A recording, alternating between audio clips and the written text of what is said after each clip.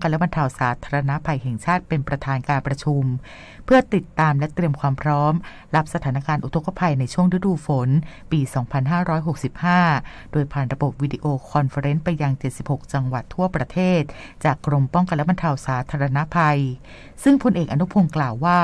รัฐบาลได้น้อมนำพระราชกระแสรับสั่งของพระบาทสมเด็จพระเจ้าอยู่หัวยึดถือแนวทางการปฏิบัติในการแก้ไขปัญหาอย่างต่อเนื่องพร้อมประสานการปฏิบัติร่วมกับหน่วยงานด้านบริหารจัดการน้ำดำเนินการตาม 13 มาตรการในการรับมือช่วงฤดูฝนเน้นกักเก็บน้ำและการระบายน้ำเตรียมพร้อมรับสถานการณ์โดยจัดทำแผนเผชิญเหตุเตรียมการระบายน้ำแจ้งเตือนภัยจัดชุดปฏิบัติการและเครื่องมืออุปกรณ์เครื่องจักรกลด้านสาธารณภัยเข้าประจำจุดพื้นที่เสี่ยงภัยไว้ล่วงหน้าตลอดจนนำเทคโนโลยีเข้ามาช่วยเสริมเพื่อให้ประชาชนได้รับผลกระทบน้อยที่สุดเรื่องการเก็บกักน้ำการระบายน้ำให้เกิดประโยชน์สูงสุดและไม่ให้เกิดปัญหาผลกระทบกับพี่น้องประชาชนในขณะนี้เนี่ยการทำงานเนี่ยเราก็ประสานงานกับหน่วยงานเกี่ยวข้องใช้ทุกอย่างเช่นทางกรมอุตุนี่ก็มี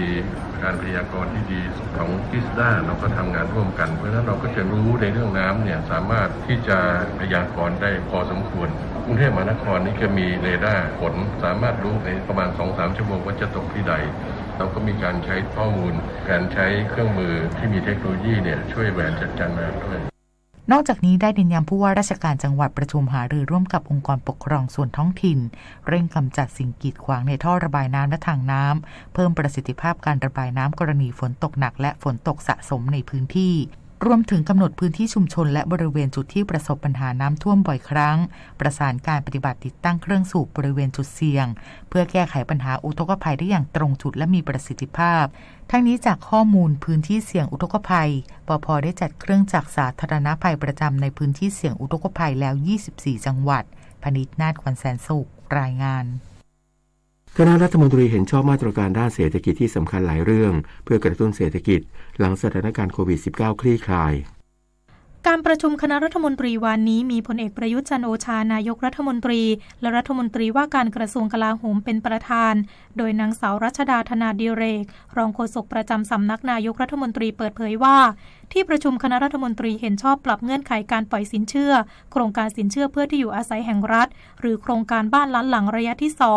ตามที่กระทรวงการคลังเสนอโดยปรับเงื่อนไขในการปล่อยสินเชื่อของธนาคารอาคารสงเคราะห์หรือทอส.จากเดิมที่กำหนดราคาซื้อขายหลักประกันต่อหน่วยและวงเงินกู้สูงสุดต่อรายไม่เกิน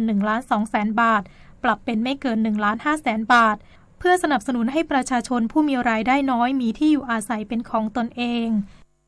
การดำเนินโครงการบ้านล้านหลังระยะที่2เนี่ยณวันที่29มีนาคมของปีนี้มียอดอนุมัติสินเชื่อแล้ว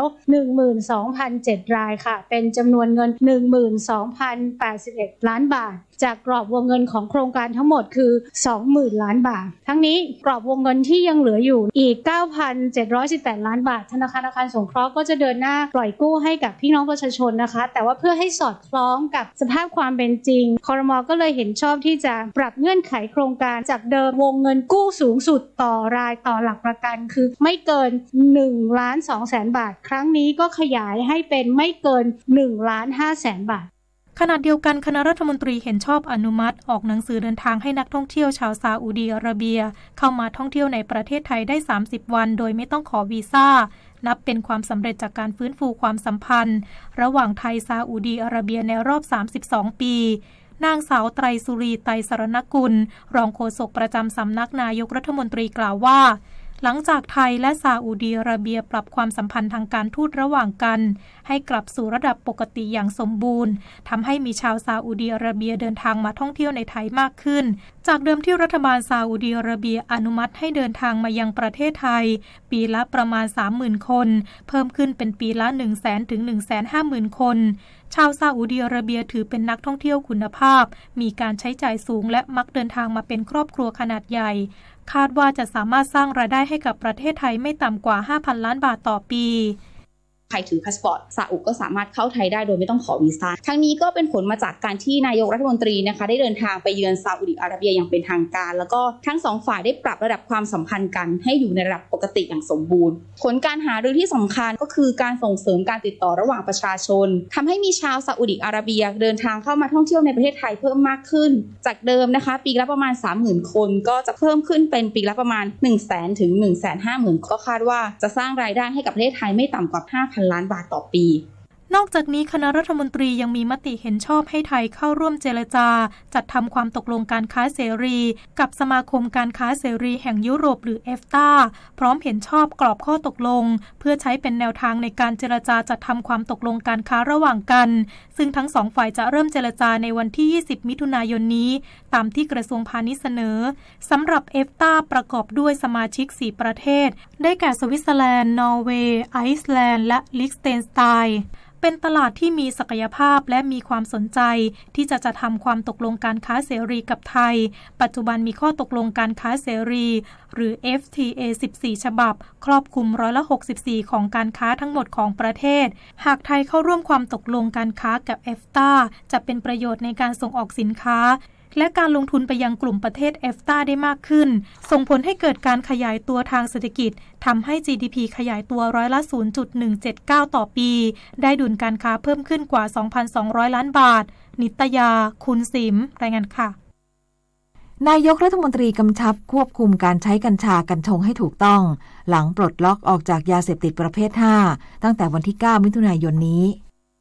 พลเอกประยุทธ์จันทร์โอชานายกรัฐมนตรีและรัฐมนตรีว่าการกระทรวงกลาโหมกล่าวว่ากัญชากัญชงจะถูกถอดออกจากยาเสพติดประเภทที่ 5 ตั้งแต่วันที่ 9 มิถุนายน 2565 โดยเฉพาะการปลูกการเสพการสูบสามารถทำได้อย่างถูกกฎหมายแต่ก็ไม่ใช่ว่าจะทำได้อย่างเสรีทั้งหมดเพราะพิษภัยของกัญชายังมีอยู่พฤติกรรมการใช้บางเรื่องจำเป็นต้องควบคุมอาทิการสูบต้องไม่ก่อให้เกิดความรำคาญต่อผู้อื่นการใช้ช่อดอกซึ่งมีสารเสพติดต้องระมัดระวังและการห้ามจำหน่ายแก่เด็กซึ่งจำเป็นต้องควบคุมการจำหน่ายและการเสียภาษีโดยกฎหมายใหม่จะกำหนดระเบียบการปฏิบัติต่อไปส่วนปัจจุบันอยู่ระหว่างการเสนอร่างพระราชบัญญัติกัญชาต่อสภาแต่ในระหว่างนี้ตั้งแต่วันที่ 9 มิถุนายนจนกว่าจะมีกฎหมายบังคับใช้รัฐบาลได้ตั้งคณะกรรมการบูรณาการนโยบายพืชกัญชงและกัญชาขึ้นมาเพื่อกำกับดูแลในช่วงรอยต่อนี้ให้เป็นไปด้วยความเรียบร้อยปัจจุบันเราอยู่ระหว่างการเสนอร่างพรบกัญชาต่อสภายังใช้ระยะเวลาพอสมควรในระหว่างนี้ตั้งแต่วันที่ 9 มิถุนายนเป็นต้นไปจนถึงวันที่กฎหมายมีผลบังคับใช้รัฐบาลได้ตั้งคณะกรรมการบูรณาการนโยบายพืชกัญชาและกัญชงเพื่อจะกำกับดูแลในช่วงรอยต่อนี้ให้เป็นไปความเรียบร้อยตามข้อห่วงใยนะครับโดยจะต้องสร้างการรับรู้ให้กับประชาชนตลอดจนมีการรับเรื่องร้องเรียนต่างๆในเรื่องที่อาจจะเป็นปัญหาจากความไม่เข้าใจซึ่งกันและกันอีกด้วยนางสาวไตรสุรีไตรสรณกุลรองโฆษกประจำสำนักนายกรัฐมนตรีกล่าวเสริมว่านายวิษณุเครืองามรองนายกรัฐมนตรีได้รายงานต่อที่ประชุมคณะรัฐมนตรีว่าระหว่างที่พระราชบัญญัติกัญชากัญชงซึ่งจะเป็นกฎหมายวางแนวทางปฏิบัติเพื่อดูแลการใช้กัญชากัญชงอยู่ในขั้นตอนของการพิจารณาของสภาผู้แทนราษฎรเพื่อให้ประกาศกระทรวงสาธารณสุขมีผลบังคับใช้เป็นไปด้วยความเรียบร้อยรัฐบาลเตรียมตั้งคณะกรรมการบูรณาการนโยบายพืชกัญชาและกัญชงโดยคำสั่งนายกรัฐมนตรีโดยมีองค์ประกอบคณะกรรมการประกอบด้วยรองนายกรัฐมนตรีรัฐมนตรีว่าการกระทรวงสาธารณสุขรัฐมนตรีว่าการกระทรวงยุติธรรมคณะกรรมการปปส.ปลัดกระทรวงต่างๆอธิบดีกรมศุลกากรตำรวจนักวิชาการและภาคประชาชนโดยขณะนี้ร่างกฎหมายทั้ง2ฉบับอยู่ระหว่างการเสนอเข้าสู่การพิจารณาของสภาผู้แทนราษฎรคือร่างของพรรคภูมิใจไทยและร่างของพรรคพลังประชารัฐซึ่งเป็นกฎหมายเกี่ยวด้วยการเงินที่นายกรัฐมนตรีรับรองก่อนเสนอไปยังสภาแล้วซึ่งทั้ง2ร่างจะเข้าสู่การพิจารณาของสภาในวันนี้ศักดิ์สิทธิ์ประดับศิลป์รายงานกรมการขนส่งทางบกเตือนผู้ใช้รถใช้ถนนเพิ่มความระมัดระวังในการขับขี่ช่วงฤดูฝนใช้ความเร็วให้เหมาะสมและหมั่นตรวจสอบความพร้อมสภาพรถอย่างสม่ำเสมอเพื่อความปลอดภัยและป้องกันการเกิดอุบัติเหตุ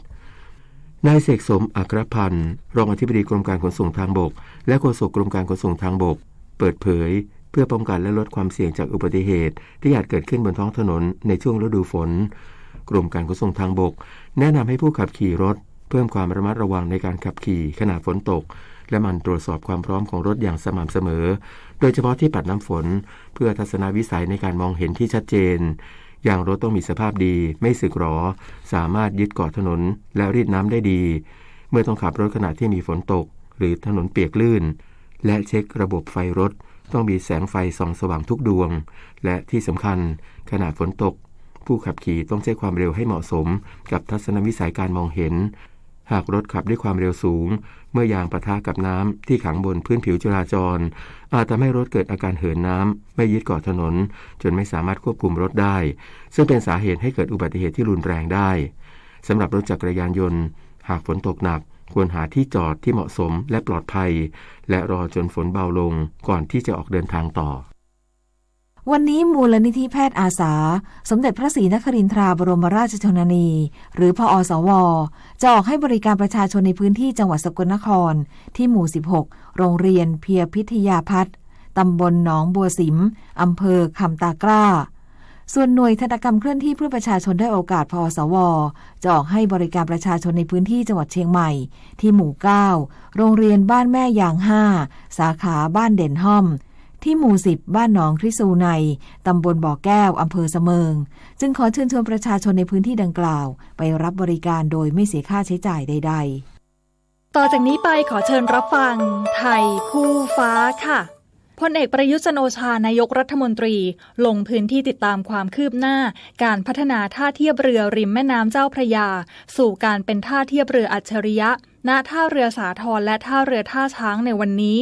พร้อมทั้งเป็นประธานเปิดท่าเรือท่าช้างสาทร Smart Pier Smart Connection โดยท่าเทียบเรือทั้ง2แห่งได้รับการปรับปรุงบริเวณพื้นของท่าเรืออาคารศาลาพักคอยห้องสุขาโป๊ะพร้อมสะพานปรับระดับกล้องวงจรปิดและสิ่งอำนวยความสะดวกต่างๆตามหลักอารยสถาปัตย์เพื่อเพิ่มขีดความสามารถในการให้บริการแก่ประชาชนทุกกลุ่มรองรับทั้งระบบเรือด่วนเรือโดยสารไฟฟ้าเรือท่องเที่ยวพร้อมเชื่อมโยงสู่ระบบขนส่งสาธารณะอื่นให้ประชาชนสามารถเดินทางได้อย่างสะดวกรวดเร็วและปลอดภัยค่ะสื่อสารภารกิจรัฐบาลกับสำนักโฆษกสำนักเลขาธิการนายกรัฐมนตรีเราจะสืบสารรักษาและต่อยอดและครองแผ่นดินโดยธรรมเพื่อประโยชน์สุขแห่งอาณาราษฎรตลอดไปพระปฐมบรมราชโองการพระบาทสมเด็จพระเจ้าอยู่หัวในพระราชพิธีบรมราชาภิเษกเมื่อวันที่4พฤษภาคมพุทธศักราช 2562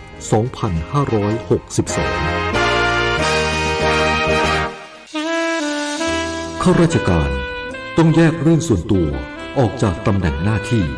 และยึดถือประโยชน์ส่วนรวมของประเทศชาติเหนือกว่าประโยชน์ส่วนตนสารประโยชน์ของชาติและปวงประชาอีกหนึ่งหัวข้อเรื่องจริยธรรมที่ข้าราชการพลเรือนทุกคนพึงควรปฏิบัติทำความดีเพื่อชาติไทยขณะนี้เวลา 7:17 นาทีต่อไปเสนอข่าวต่างประเทศคณะผู้เชี่ยวชาญองค์การอาหารและยาสหรัฐหรือ FDA ประชุมกันวานนี้เพื่อพิจารณาอนุญาตการใช้วัคซีนโควิด -19 โนวาแวคหลังสหรัฐอนุมัติวัคซีนแล้ว3ขนานได้แก่ไฟเซอร์โมเดอร์นาซึ่งเป็นชนิด mRNA และจอห์นสันแอนด์จอห์นสันซึ่งเป็นวัคซีนอะดีโนไวรัสอย่างไรก็ตามเมื่อเร็วๆนี้ทางการเข้มงวดการใช้วัคซีนจอห์นสันแอนด์จอห์นสันในสหรัฐหลังพบว่ามีความเชื่อมโยงกับภาวะริ่มเลือดรุนแรงโดยเฉพาะในผู้หญิงวัยเจริญพันธุ์ซึ่งปัจจุบันแนะนำให้ใช้เฉพาะในผู้ใหญ่ที่ไม่สามารถเข้าถึงวัคซีนไฟเซอร์หรือโมเดอร์นาหรือด้วยเหตุผลอื่นทั้งนี้แม้โนวาแวคจะเป็นบริษัทอเมริกันแต่ยังไม่มีการอนุมัติใช้วัคซีนดังกล่าวในสหรัฐขณะที่หลายประเทศรวมทั้งสหภาพยุโรปอังกฤษแคนาดาออสเตรเลียอนุมัติการใช้วัคซีนโนวาแวคแล้วนายเซอร์เกย์ ลาฟรอฟรัฐมนตรีต่างประเทศรัสเซีย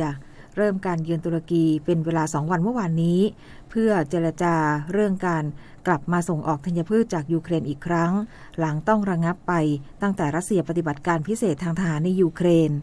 สื่อรายงานว่าการเยือนตุรกีครั้งนี้นับเป็นครั้งที่2ของนายลาฟรอฟหลังการพบปะกับรัฐมนตรีต่างประเทศตุรกีและยูเครนในเมืองอันตัญญาเมื่อวันที่10 มีนาคม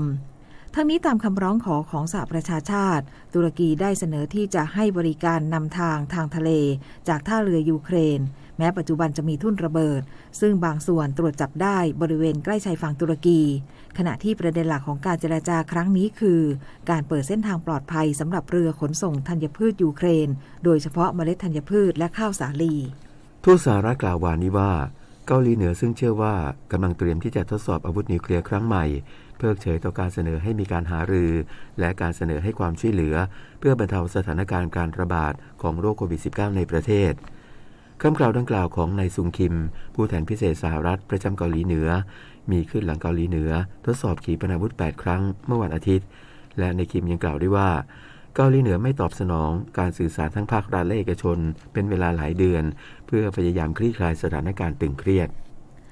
กัมพูชาและจีนปฏิเสธรายงานที่ว่าทั้งสองประเทศอยู่ระหว่างการก่อสร้างฐานทัพเรือลับสำหรับกองเรือรบจีนขณะที่นายกรัฐมนตรีคนใหม่ของออสเตรเลียแสดงความกังวลและเรียกร้องให้มีความโปร่งใส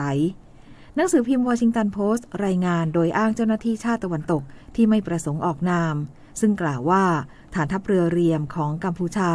ตั้งอยู่ในอ่าวไทยและอยู่ระหว่างการก่อสร้างเพื่อใช้เป็นการเฉพาะสำหรับกองทัพเรือจีน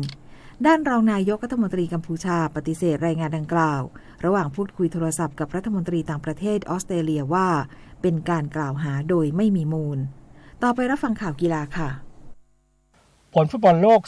2022 รอบคัดเลือกโซนเอเชียรอบ 4 ออสเตรเลียเฉือนชนะสหรัฐอาหรับเอมิเรตส์ 2-1 ออสเตรเลียได้ไปเพลย์ออฟกับเปรูจากโซนอเมริกาใต้ในวันที่ 13 มิถุนายนทีมชนะได้ไปรอบสุดท้ายที่กาตาร์ปลายปีนี้ทางด้านฟุตบอลยูฟ่าเนชั่นลีกกลุ่ม 3 เยอรมนีเสมออังกฤษ 1-1 อิตาลีชนะฮังการี 2-1 ลีก B ฟินแลนด์ชนะมอนเตเนโกร 1-0 บอสเนียชนะโรมาเนีย 1-0 ลีก C หมู่เกาะแฟโรแพ้ลักเซมเบิร์ก 0-1 ลิทัวเนียแพ้ตุรกี 0-6 ขณะที่ทีมฟุตบอลไทยชุดใหญ่เตรียมลงแข่งขันเอเชียนคัพรอบคัดเลือกที่ประเทศอุซเบกิสถานประเดิมสนามกลุ่ม 4 พบกับทีมชาติมัลดีฟในวันนี้เวลา 19 นาฬิกาซึ่งการแถลงข่าวก่อนเกมมาโน่โพกิ้งหัวหน้าผู้ฝึกสอนทีมชาติไทยกล่าวว่าเป้าหมายคือการเก็บชัยชนะ2นัดเพื่อเข้ารอบสุดท้ายทีมชาติไทยต้องเริ่มต้นจากการเก็บชัยชนะนัดแรกกับมัลดีฟแม้จะขาดผู้เล่นหลัก 7-8 คนทั้งชนาทิพย์สงกระสินกับมานูเอลทอมเบียและยังมีอีก4คนที่ปล่อยให้ทีมชาติชุด23 ปีทุกคนที่เลือกมามีคุณภาพพอจะทำให้ทีมประสบความสำเร็จได้ต่อกันที่การแข่งขันแบดมินตันเวิลด์ทัวร์ซุปเปอร์500อินโดนีเซียโอเพ่น 2022 ชายคู่รอบแรกสุภักจอมเกาะกับกิตตินุพงษ์เกตเลนคู่มือ36ของโลกชนะคู่จากสกอตแลนด์ 2-0 เกมผ่านเข้าไปพบกับคู่มือ1จากอินโดนีเซียเควินซันตายากับมาคัสเฟอร์นิดานเตส่วนหญิงคู่พี่น้องเบญจภากับนันทการเอี่ยมสะอาดมือ28ชนะคู่จากอินโดนีเซีย 2-0 เกมเข้าไปพบกับคู่จากเกาหลีใต้และจงกลพันธ์กิติธารากุลกับรวินดาประจงใจชนะคู่จากยูเครนเข้าไปพบกับอีกคู่ของเจ้าถิ่นทัดดาวนึกแจ้งนักกีฬาวอลเลย์บอลทีมชาติไทยซึ่งได้รับบาดเจ็บจากการแข่งขันเนชั่นลีกที่ประเทศตุรกีเดินทางกลับรักษาตัวที่โรงพยาบาลปิยเวชคาดว่าต้องใช้เวลารักษาตัวกว่า2เดือนและจะกลับมาช่วยทีมชาติไทยให้เร็วที่สุดพร้อมกับมีการเปลี่ยนตัวผู้เล่น2ตำแหน่งถอดทัดดาวที่บาดเจ็บรวมไปถึงทิชายาบุญเลิศในตำแหน่งตัวเซตและส่งณัฐนิชาใจแสนไปแทนตำแหน่งตัวเซตและวัชริยานวลแจ่มตำแหน่งบอลเร็วไปสมทบกับทีมชาติที่ฟิลิปปินส์โดยสัปดาห์ที่2ทีมสาวไทยจะประเดิมสนามพบแคนาดาในวันที่14มิถุนายนโค้ชเชชัดชัยชเวหัวหน้าผู้ฝึกสอนทีมเทควันโดทีมชาติไทยนำทัพ9นักกีฬาสายเลือดใหม่ไปที่เกาหลีใต้เพื่อร่วมการแข่งขันมูจูกลางปีชาเลนจ์ในวันที่ 10-12 มิถุนายนคัดแชมป์และรองแชมป์ไปเวิลด์กลางปีที่ฝรั่งเศสจากนั้นจะลงแข่งขันชิงแชมป์เอเชียที่เมืองชุนชอนต่อด้วยรายการโคเรียโอเพ่นที่เมืองอินชอนช่วงปลายเดือนมิถุนายนโดยเทนนิสพานิพักษ์วงศ์พัฒนกิจเหรียญทองโอลิมปิกเกมจะเดินทางไปสมทบลงแข่งขันทั้ง2รายการในรุ่น53กิโลกรัมพงษ์เกษมสมศุขรายงานต่อไปรับฟังพยากรณ์อากาศค่ะกรมอุตุนิยมวิทยารายงานพยากรณ์อากาศ24ชั่วโมงข้างหน้าร่องมรสุมพาดผ่านประเทศเมียนมาประเทศลาวตอนบนเข้าสู่หย่อมความกดอากาศต่ำบริเวณประเทศเวียดนามตอนบนและอ่าวตังเกีย ประกอบกับมรสุมตะวันตกเฉียงใต้กำลังปานกลางพัดปกคลุมทะเลอันดามันประเทศไทยและอ่าวไทยลักษณะเช่นนี้ทำให้ประเทศไทยยังคงมีฝนฟ้าคะนองเกิดขึ้นได้โดยมีฝนตกหนักบางแห่งบริเวณภาคตะวันออกเฉียงเหนือตอนบนขอให้ประชาชนในบริเวณดังกล่าวระวังอันตรายจากฝนตกหนักและฝนที่ตกสะสมสำหรับคลื่นลมบริเวณทะเลอันดามันตอนบนมีคลื่นสูง 1-2 เมตรบริเวณที่มีฝนฟ้าคะนองคลื่นสูงประมาณ2เมตรขอให้ชาวเรือบริเวณดังกล่าวเดินเรือด้วยความระมัดระวังบริเวณที่มีฝนฟ้าคะนองไว้ด้วยพยากรณ์อากาศตั้งแต่เช้าวันนี้จนถึงเช้าวันพรุ่งนี้ภาคเหนือมีฝนฟ้าคะนอง60%ของพื้นที่ส่วนมากบริเวณจังหวัดแม่ฮ่องสอนเชียงใหม่เชียงรายลำพูนลำปางพะเยาน่านตากและกำแพงเพชรภาคตะวันออกเฉียงเหนือมีฝนฟ้าคะนอง40%ของพื้นที่และมีฝนตกหนักบางแห่งบริเวณจังหวัดหนองคายบึงกาฬสกลนครและนครพนมภาคกลางมีฝนฟ้าคะนอง30%ของพื้นที่ส่วนมากบริเวณจังหวัดนครสวรรค์อุทัยธานีกาญจนบุรีราชบุรีและสมุทรสงครามภาคตะวันออกมีฝนฟ้าคะนอง30%ของพื้นที่บริเวณจังหวัดนครนายกปราจีนบุรีจันทบุรีและตราดลมตะวันตกเฉียงใต้ความเร็ว 15-30 กิโลเมตรต่อชั่วโมงทะเลมีคลื่นสูงประมาณ1เมตรบริเวณที่มีฝนฟ้าคะนองคลื่นสูงมากกว่า1เมตรภาคใต้ฝั่งตะวันออกมีฝนฟ้าคะนอง30%ของพื้นที่ส่วนมากในระหว่างบ่ายถึงค่ำบริเวณจังหวัดเพชรบุรีประจวบคีรีขันธ์ชุมพรสงขลาปัตตานียะลาและนราธิวาสลมตะวันตกเฉียงใต้ความเร็ว 15-30 กิโลเมตรต่อชั่วโมงทะเลมีคลื่นสูงประมาณ1เมตรบริเวณที่มีฝนฟ้าคะนองมีคลื่นสูงมากกว่า1เมตรภาคใต้ฝั่งตะวันตกมีฝนฟ้าคะนอง40%ของพื้นที่บริเวณจังหวัดระนองพังงาตรังและสตูลจังหวัดพังงาขึ้นมาลมตะวันตกเฉียงใต้ความเร็ว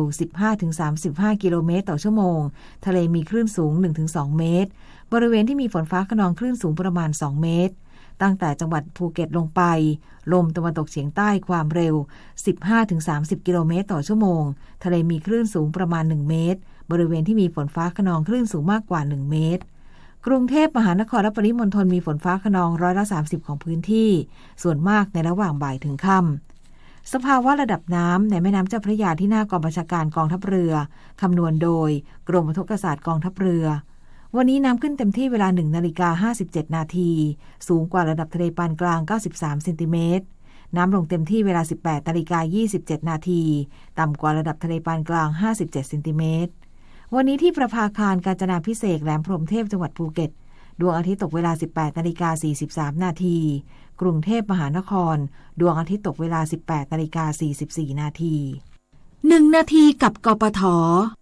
วิธีการจอดและหยุดรถที่ถูกต้องสามารถช่วยลดอุบัติเหตุได้อีกทางหนึ่งเช่นการจอดรถเมื่อติดสัญญาณไฟแดงการหยุดรถระหว่างการจราจรบนทางราบนานเกิน10วินาทีควรขึ้นเบรกมือแล้วปลดเกียร์ว่างทุกครั้งเพื่อความปลอดภัยเพราะขณะรถจอดอยู่หากมีรถคันอื่นพลาดพลั้งมาชนท้ายรถการใส่เบรกมือไว้จะช่วยบรรเทาความรุนแรงจากอุบัติเหตุดังกล่าวให้ผู้ขับขี่ได้รับบาดเจ็บน้อยลงและยังช่วยไม่ให้รถเลื่อนไหลไปชนท้ายรถคันหน้าอีกด้วยดังนั้นการจอดรถและการหยุดรถที่ถูกต้องจึงเป็นสิ่งที่ผู้ขับขี่ไม่ควรมองข้ามเพราะถือได้ว่ามีส่วนสำคัญในการลดอุบัติเหตุที่อาจเกิดขึ้นบนท้องถนนได้อีกทางหนึ่งครับด้วยความปรารถนาดีจากกรมประชาสัมพันธ์และกองทุนเพื่อความปลอดภัยในการใช้รถใช้ถนน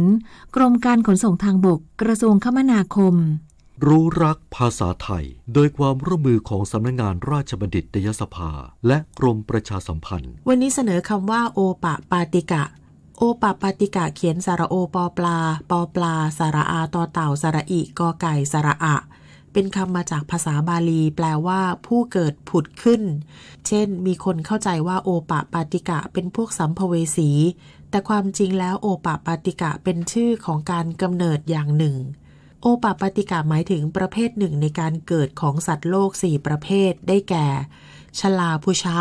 ประเภทที่เกิดในครรภ์แล้วคลอดออกมาเป็นตัวเช่นมนุษย์และสัตว์เลี้ยงลูกด้วยนมอันทชะประเภทที่เกิดอยู่ในฟองไข่แล้วฟักออกมาเป็นตัวเช่นเป็ดไก่สังเสทชะประเภทที่เกิดในเท่าไคลหรือของสกปรกโสมมเช่นหนอนยุงและแมลงบางชนิด ส่วนโอปปาติกะเป็นประเภทเกิดผุดขึ้นมาและโตเต็มที่ในทันทีไม่เจริญเติบโตขึ้นเรื่อยๆเหมือนสัตว์โลกทั่วๆไปเป็นการเกิดที่ไม่ต้องอาศัยพ่อแม่อาศัยแต่อดีตกรรมอย่างเดียวเวลาตายก็หายวับไปไม่มีซากร่างปรากฏเช่นพรหมเทพนางฟ้าผู้มีคำถามการใช้ภาษาไทยสอบถามได้ที่ www.orst.go.thอีกสักครู่ติดตามรับฟังนายสุเทพแก่งสันเทียเลขาธิการคณะกรรมการการอาชีวศึกษาจะมาให้รายละเอียดถึงการขับเคลื่อนโครงการอาชีวะสร้างโอกาสทางการศึกษาให้เยาวชนตามแนวทางอาชีวะอยู่ประจำเรียนฟรีมีอาชีพค่ะการศึกษาที่ดีเป็นเครื่องมืออันสำคัญในการพัฒนาความรู้ความคิดความประพฤติและคุณภาพของบุคคลสังคมและบ้านเมืองใดจัดการศึกษาให้แก่พลเมืองของตนได้อย่างครบถ้วนสังคมและบ้านเมืองนั้นก็จะมีพลเมืองที่มีคุณภาพสามารถพัฒนาประเทศชาติให้ก้าวหน้าได้อย่างรวดเร็วและรักษาความมั่นคงของชาติไว้ได้ตลอดไป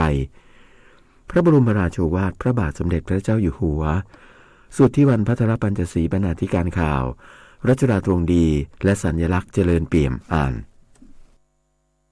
พวกเขาเลือกที่จะสวมเกราะด้วยการเข้ารับวัคซีนเสียงจริงจากประชาชนเป็นอย่างไรไปฟังผมเองมีโรคประจำตัวโรคหัวใจเบาหวานการฉีดวัคซีนนี่มันจะเป็นภูมิคุ้มกันโรคโควิดนายแพทย์สาธารณสุขจังหวัดบึงกาฬนะครับและเพื่อนหมอพยาบาลไม่มีปัญหาใดๆนะครับประธานอสม.หมู่ที่8ตำบลประแดดมีความมั่นใจแฮมละว่าเราฉีดมาแล้วสวมหน้ากากล้างมือบ่อยๆเว้นระยะห่างและเพิ่มเกราะอีกชั้นด้วยวัคซีนe-Service ที่ภาครัฐรวบรวมงานบริการทางอิเล็กทรอนิกส์จากหลากหลายหน่วยงานเพื่ออำนวยความสะดวกให้แก่ประชาชนไม่ว่าจะเป็นการเสียภาษีรถยนต์ออนไลน์ขอเลขทะเบียนรถระบบตรวจสอบสิทธิสวัสดิการรักษาพยาบาลการยื่นภาษีและอีกหลายบริการจากภาครัฐผ่านอิเล็กทรอนิกส์ที่ฉับไวช่วยพัฒนาคุณภาพการบริการให้สะดวกรวดเร็วเข้าถึงง่ายยิ่งขึ้นกลับเข้าสู่ข่าวในช่วงที่2ของเช้าวันนี้ครับท่านฟังครับกระทรวงศึกษาธิการโดยสำนักงานคณะกรรมการ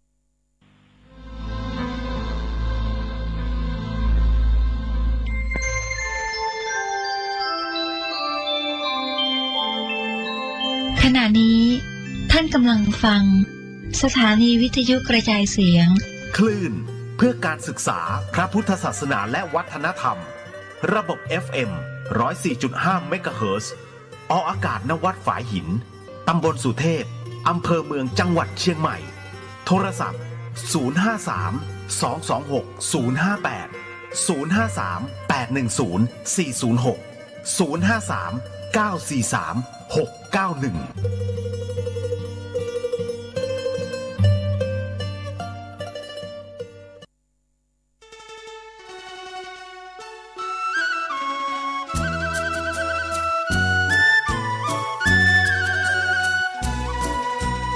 ความเจริญมั่นคงอยู่ที่ความเสียสละอดทนมั่นคงแข็งแรงแสวงหาความรู้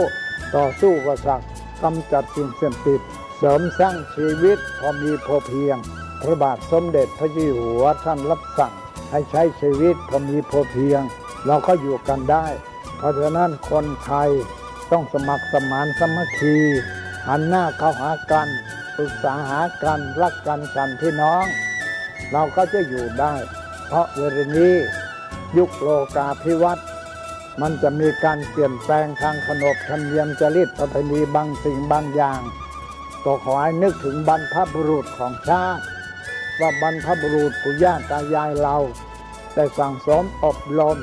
ลูกหลานของคนไทยทุกคนให้ตั้งอยู่ความสามัคคีมีความสมัครสมานกลมเกลียวเมตตาปราณีเอื้ออารีเอื้ออาทรในราชการเวลานี้ประเทศชาติของเราก็เจริญมั่นคงเพราะเหตุว่าคนไทยรวมน้ำจิตน้ำใจกันสร้างสรรค์ความเจริญงอกงามเพื่อความเจริญงอกงามแก่ชาติพระพุทธศาสนาสำนักงานของพระมหากษัตริย์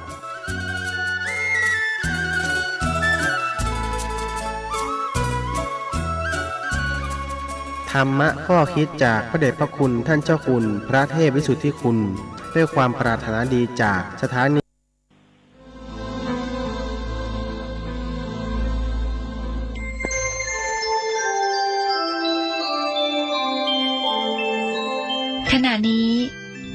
งฟัง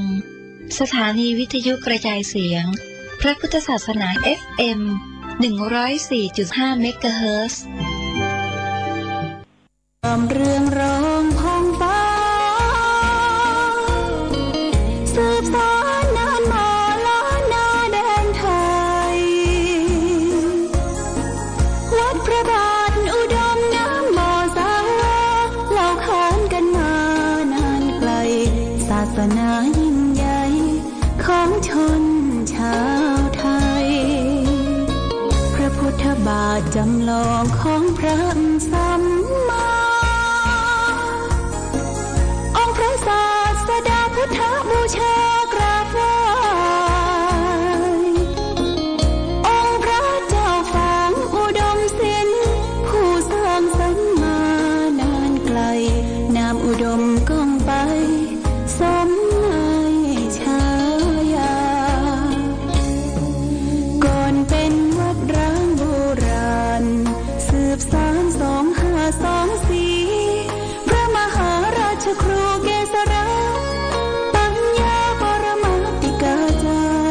จากวัดดับภัยเชียงใหม่สืบสานเวลาผ่าน131 ปีนานไกลวัดพระบาทอุดมรุ่งเรืองงามตาเจ้าน้อยบุญธาวงศาข้าหลวงพวงเชียงใหม่ปกครองหัวเมืองฟ้า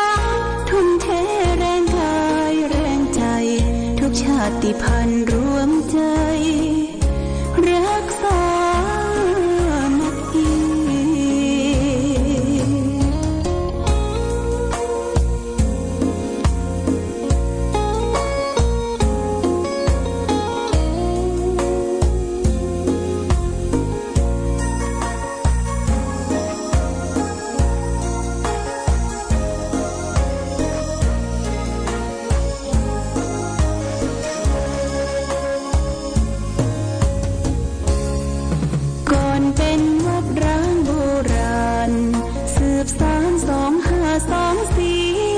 พระมหาราชครูเกษราปัญญาปรมาติกาจารย์จากวัดดับภัยเชียงใหม่สืบสานเวลาผ่าน131 ปีนานไกล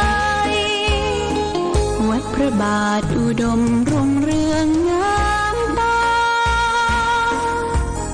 เจ้าน้อยบุญธาวงศาข้าหลวงพวงเชียงใหม่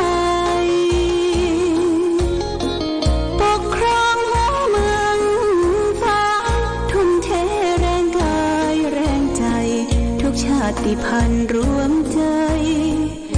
รักษามัคคี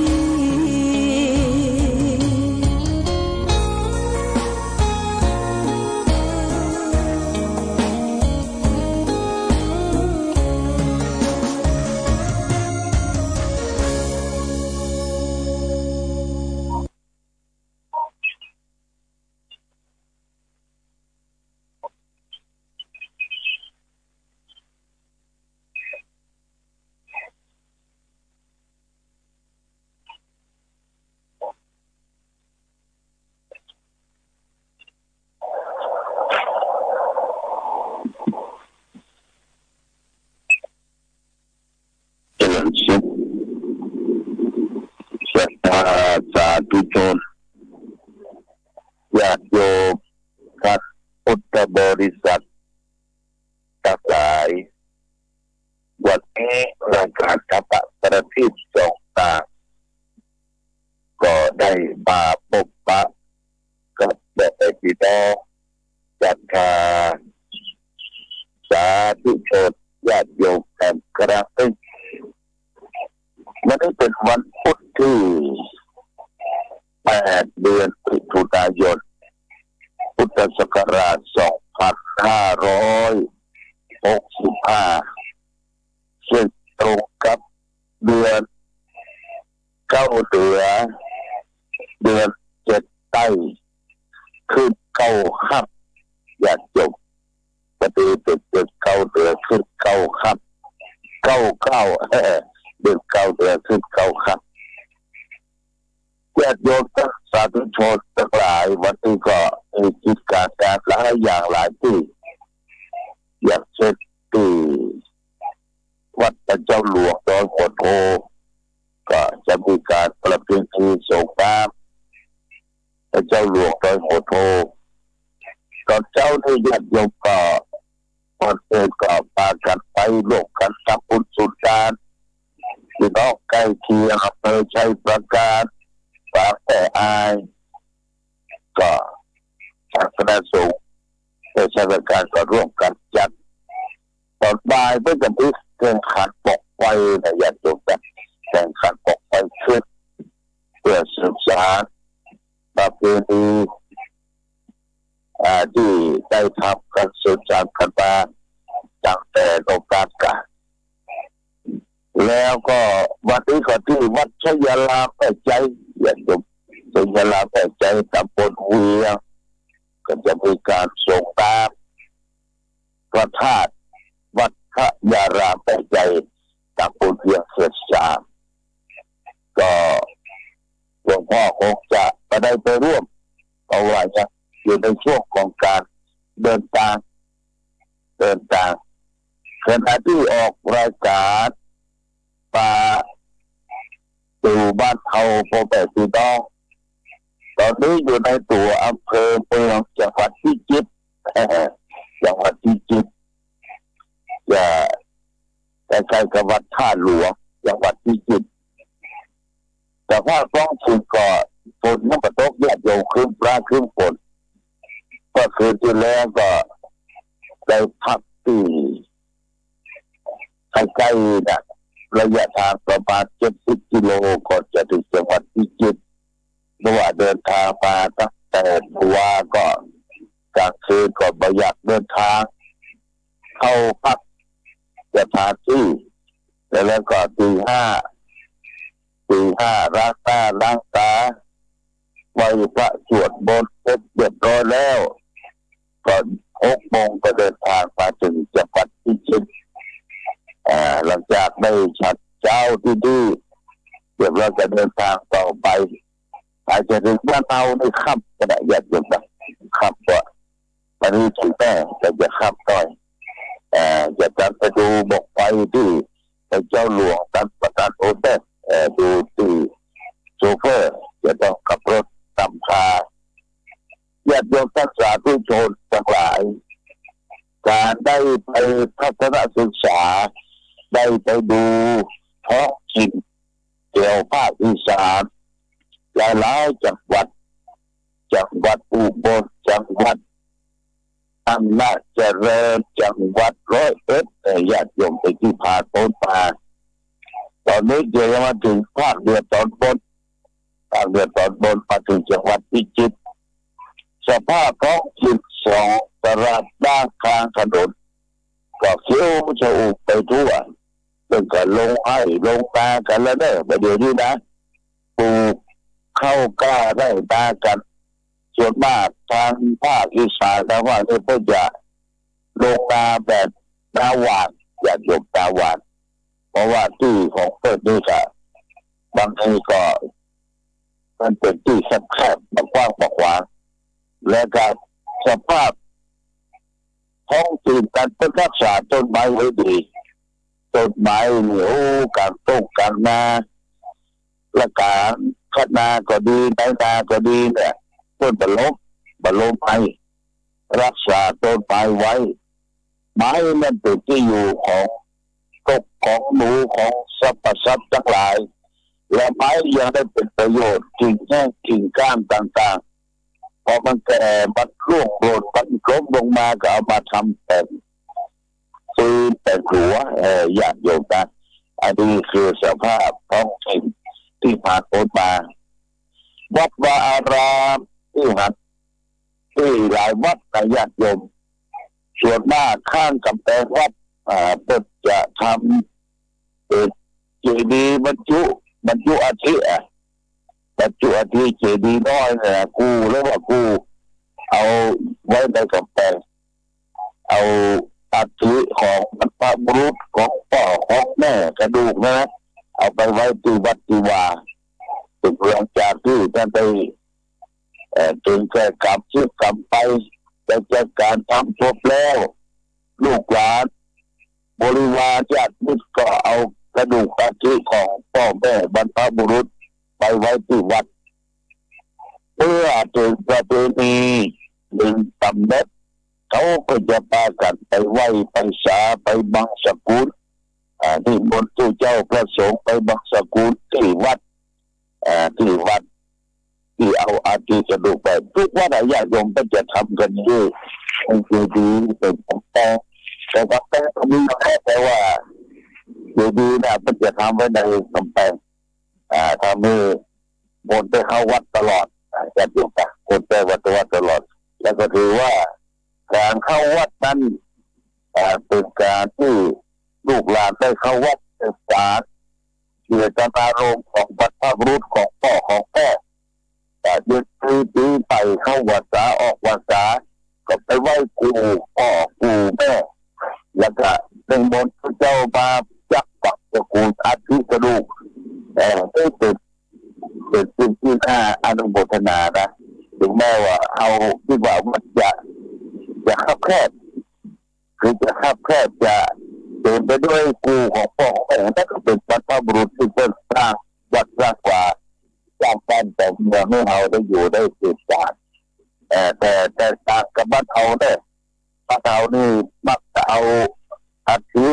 เอากระดูกไปลอยอังคารหรือบัดเจ้าอังคารไปจักปักตะกูลไปบึ้งเป่าขึ้นบนฟ้าและป่าปอก็เอาใส่บอกไฟดอกก็ได้ไปที่บูชาอันนี้ก็เป็นที่ในอย่างแรกคือเขาไม่ได้ห่วงไม่ได้หาแต่ถือว่าเป็นไปดีละนะเป็นไปดีละไปบึ้งเป่ามากจังแล้วก็อาชีพที่เขาเก็บไว้ที่เหลือจากการไปทำบุญสุดการไปบึ้งไปเป่าอาชีพของพ่อของแม่กระดูกมันเอาเก็บไว้สักการะบูชาอาตมาจะเอากระดูกของแม่กระดูกของพ่อไว้ที่กุฏิญาติโยมไว้ที่กุฏิเปิดปากคุ้มครองรักษาตัวในเขาแล้วก็ดีด้วยปีใหม่ลูกหลานไปร่วมไปชุกกันก็เอาอันที่กระดูกออกมาสักการะโดยทำเขาขึ้นส้มปล่อยนี่ก็เป็นส่วนที่เราแล้วลึกถึงบุพการีของพ่อของแม่วันนี้ได้มาปะพบกันพูดถึงบุพการีก็จะอู้เรื่องของบุคคลที่หาได้โดยยากในโลกญาติโยมบุคคลที่หาได้โดยยากในโลกมีสองประเภทเป็นบุพการีบุคคลที่ได้เคยอุปการะเรามาก่อนผู้ที่ได้ทำอุปการีคุ้มครองรักษาอุปถัมภ์บำรุงครองมาก่อนด้วยว่าเป็นบุพการีมีสี่ประเภทนะบุคคลอนุญาตบุพการีหนึ่งองค์สมเด็จพระสัมมาสัมพุทธเจ้าสองพระมหากษัตริย์สามครูบาอาจารย์สี่บิดามารดาสี่ประเภทเนี่ยเป็นบุพการีตนใครเป็นที่ต้องตอบแทนองค์พระการีก็บุคคลที่มีความกตัญญูกตเวทิตาต่อบุพการีนั้นเมื่อมีองค์สมเด็จพระสัมมาสัมพุทธเจ้าในฐานะที่พระองค์เป็นพระบรมศาสดาของหมู่เฮาและท่านทั้งหลายใครจะตอบแทนก็คือพุทธศาสนิกชนญาติโยมนะพุทธศาสนิกชนก็คือภิกษุสามเณรภิกษุนี้อุบาสกอุบาสิกาเนี่ยที่บริษัทเนี่ยภิกษุมีอุบาสกอุบาสิกาพอที่จะตอบแทนบุญคุณให้แก่องค์สมเด็จพระสัมมาสัมพุทธเจ้าการได้ตอบแทนต่อบุพการีพระพุทธเจ้านั้นคือเขาจึงได้ในระดับถูกต้องญาติโยม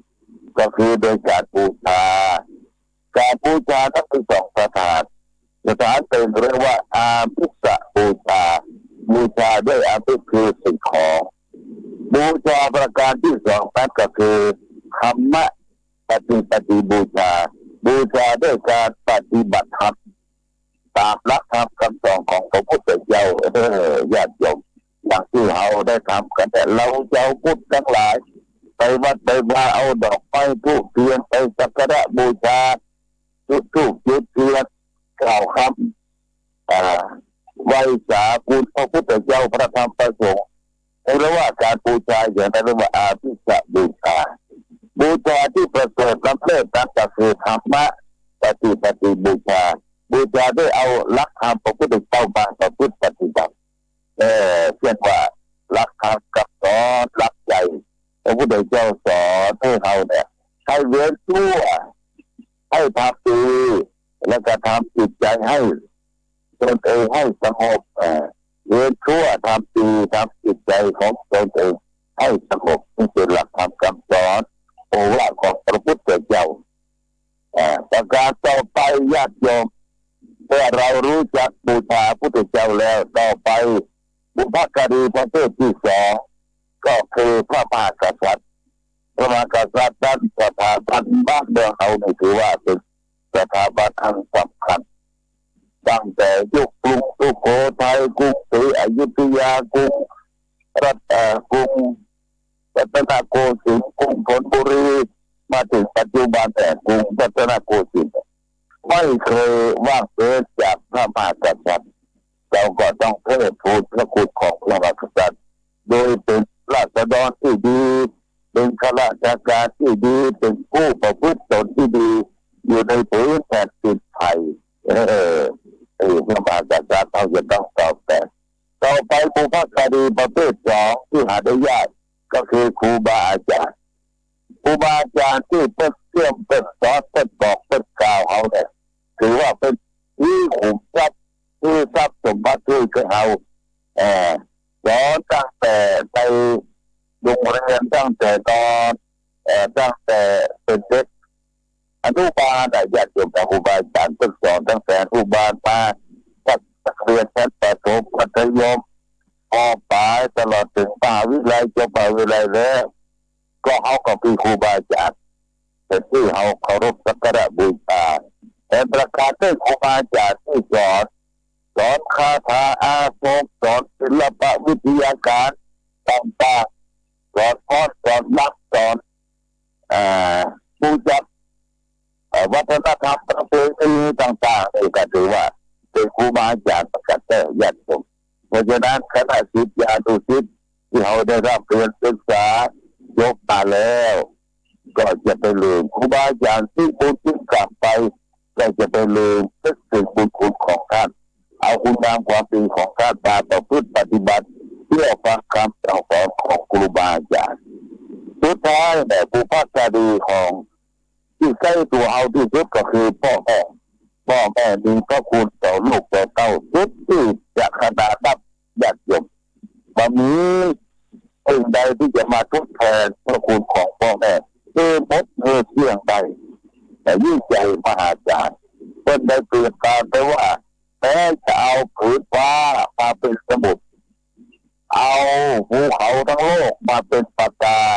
เอาแม่น้ำทะเลทั้งหมดนั้นมาเป็นน้ำเป็นเขียนแจเรื่องของพระคุณของพ่อของแม่ของมดมาเชื่อใจยิ่งใหญ่มหาศาลญาติโยมทีนี้พระพุทธเจ้าว่าพ่อแม่มีหน้าที่5ประการคือห้ามให้ลูกได้ทำความชั่วสองให้ลูกตั้งเป็นคนเป็นตนในคุณงามความดีสามส่งลูกส่งเต้าให้ได้รับเรียนศึกษาวิชาความรู้สี่จัดการแต่งงานให้แก่ลูกแก่เต้าในเวลาอันพอสมควรห้าป้อนทรัพย์สมบัติในเวลาโอกาสสุดท้ายญาติโยมเมื่อพ่อแม่ได้คุ้มครองได้อุปถัมภ์บำรุงลูกเต้าแล้วลูกเต้าจะต้องมีหน้าที่ตอบแทนตามพระคำหน้าที่ของพระพุทธเจ้าสอนว่าพ่อแม่เลี้ยงเราเรียนในข้อที่3พ่อแม่เลี้ยงเราเลี้ยงท่านต่อร้องช่วยพ่อช่วยแม่ทำการ3ดำรงวงศ์ตระกูลของพ่อแม่ให้ดีไม่ได้ประพฤติตนเป็นคนดีสมควรที่จะได้รับทรัพย์สินมรดกตกทอดมาเมื่อพ่อแม่ตายให้ตั้งใจทำบุญอุทิศส่วนบุญสุขุศลให้แก่ท่านอย่างที่เราได้ทำกับพ่อกับแม่เปิดชีวิตอยู่กับองค์ลุกปกตั้งออกไว้เป็นชี การตั้งการนี้จากการแต่การเอาหูพ่อหูแม่มาตั้งมาไว้มาสามาสักการะบูชานี่เป็นอภิชาตบุตรเป็นบุตรที่ดีในการโยมแต่ตกน้ำบนไหลตกไฟทำไมไปจังไรมีคนรักคนชมคนที่โยมชมชอบเพราะฉะนั้นวันนี้เอาบุคคลหาได้ยากสองอย่างมาผู้มาจากวัดเตือนคือบุพการีชนบุคคลที่ได้อุปการะเรามาก่อนและบุคคลที่จะต้องตอบแทนบุพการีคือคนที่มีความกตัญญูกตเวทิตาพระอุมาสาธยายให้ท่านทั้งหลายได้ฟังก็พอสมควรแต่กละเวลาเด้อญาติโยมสุดท้ายนี้ก็ขอท่านผู้ฟังทั้งหลายจงมีความสุขความเจริญมีความรุ่งเรืองในประเทศชาติให้ประสบแต่สุขประกอบไปด้วยอายุวัฒนะสุขภาระรายการธรรมะประทีปจองตาต้องขอลาก่อนขอผู้ฟังจงตั้งจิตหักษาด้วยธรรมะขององค์พระพุทธาได้นำพาให้เกิดความสุขสงบเย็นขอเจริญพร